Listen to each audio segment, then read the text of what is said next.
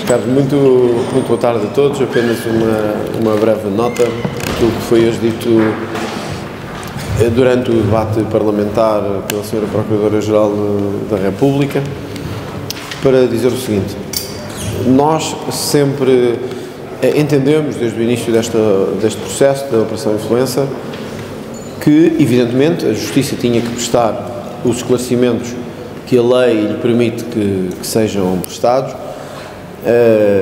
e que o poder político tinha o dever de respeitar o próprio tempo da Justiça e o tempo da realização das diligências processuais, judiciais, que têm que ser feitas. O que a Sra. Procuradora-Geral da República hoje nos disse teve, na minha perspectiva, uma grande vantagem, uma clarificação e também uma insuficiência. A insuficiência prende-se com o processo em si próprio, ou seja, poderia ou não a Sra. Procuradora-Geral da República ter referido uma das razões, ou apontar algumas razões, pelas quais o despacho do juiz de instrução foi tão, digamos assim, diferenciado daquilo que era pedido pelo Ministério Público. E esse era um dos pontos que eventualmente era importante ter feito essa análise, que, se essa análise for possível legalmente, a Sra. Procuradora podia tê-la feito para tranquilizar os cidadãos. É verdade que o Ministério Público recorreu da decisão do juiz de instrução, mas a decisão que temos para já é a decisão de um juiz de instrução que não validou digamos assim, alguns indícios que estavam referidos pelo Ministério Público. Este é um ponto que hoje ficou por, digamos assim, dizer.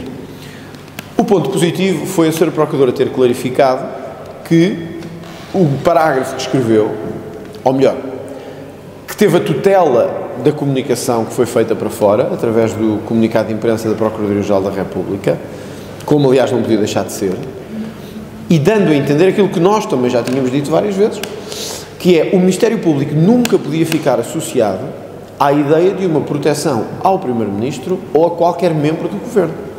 E hoje a Sra. Procuradora clarificou, muito melhor do que qualquer outro partido tenha dito aqui, as razões pela qual o decidiu dizer.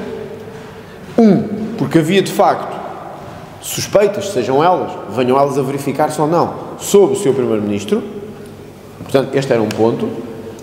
Estas suspeitas sobre o Primeiro-Ministro têm obrigatoriamente que correr no Supremo Tribunal de Justiça, e por isso não era compreensível que o Ministério Público ocultasse que havia uma investigação a correr sobre o Sr. Primeiro-Ministro.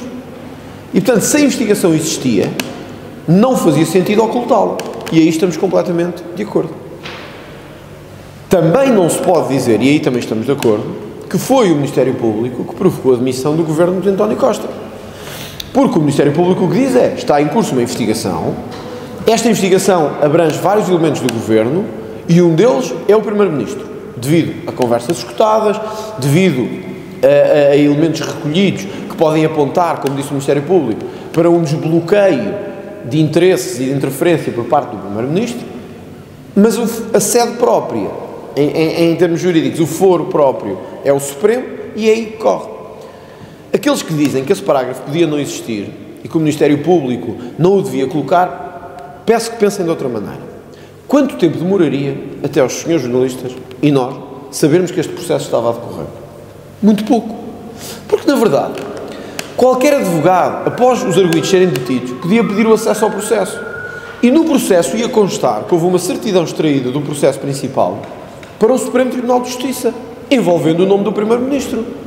E por isso, o que o Ministério Público não ia dizer, o país todo ia saber um dia depois, ou 2, ou 3, ou 4. Portanto, eu volto a sublinhar, esta ideia, este consenso que se está a gerar, infelizmente, em alguns partidos, de atacar desalmadamente o Ministério Público, como se fosse o culpado da queda do governo e o culpado da instabilidade, então têm que ser coerentes com o que defendem. O que queriam era que o Ministério Público do nosso país, quando envolve o Primeiro-Ministro, não investigasse. Ou então, se investigasse, não dissesse. Mesmo que haja provas, ou indícios, ou o que seja, sobre alguém. Ora, deve o Primeiro-Ministro ter um regime diferente, por exemplo, dos líderes dos outros partidos, ou do Presidente da República, ou dos outros titulares de órgãos de soberania? Eu acho que não. Acho que ninguém quer um país onde o Primeiro-Ministro não seja investigado, porque é Primeiro-Ministro. Ou onde o Ministério Público esconda do país as investigações que correm, ou sobre os líderes dos partidos, ou sobre o Sr. Presidente da República, ou sobre o Sr. Primeiro-Ministro. E, portanto, eu acho que a Sra. Procuradora-Geral da República, o Ministério Público em geral, está correto quando diz não é por nossa culpa que o Sr. Primeiro-Ministro se demitiu. Estas explicações já deviam ter sido dadas ao país há uma semana? Foi a escolha da Sra. Procuradora-Geral da República. Eu penso, há alguns elementos que eu acho que nestas coisas, quanto mais rápido, melhor. Porque as explicações têm que ser dadas e teriam que ser dadas mais cedo do que tarde. Mas acho que muita da coisa que foi dita hoje devia derivar de quem conhece um pouco os meandros do funcionamento do sistema de justiça, da racionalidade e do bom senso da situação, mas que não teve o interesse de alguns, e de alguns ligados ao Governo e outros, que durante semanas quiseram deixar no ar que o Ministério Público podia estar interessado ou podia estar a participar em alguma espécie de cabala ou de compromisso contra o Governo. Hoje a Sra. Procuradora nisso foi clara. Não só não se sente responsável, como o Ministério Público não pode ser responsabilizado por isso. Como disse, com toda a clareza, penso eu também, que se há uma suspeita sobre alguém, seja ele o Primeiro-Ministro, líder da oposição ou outro titular qualquer, tem que ser investigado. A Procuradoria-Geral da República não disse que António Costa é culpado. Disse que António Costa está a ser investigado, porque há suspeitas sobre ele devido a indícios recolhidos no processo. Qual era a outra opção? Não há outra opção. A outra opção, ficávamos hoje. Aí sim pediríamos a demissão da Sra. Procuradora-Geral da República, se por haver uma investigação ao Primeiro-Ministro, o Ministério Público a tivesse escondido do país e tivesse ignorado que ela existia.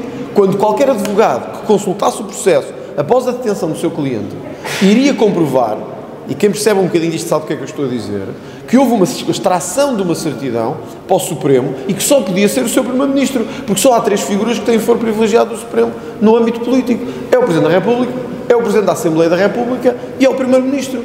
Por isso ficaria claro como água que há uma investigação ao Primeiro-Ministro. E depois estaríamos todos a dizer assim, espera lá, o Ministério Público ocultou do país que o Primeiro-Ministro estava a ser investigado. Porquê? Porque está a protegê-lo. Portanto, volto a dizer, todos temos razão de queixa, todos temos os meios para nos defendermos, que é os próprios.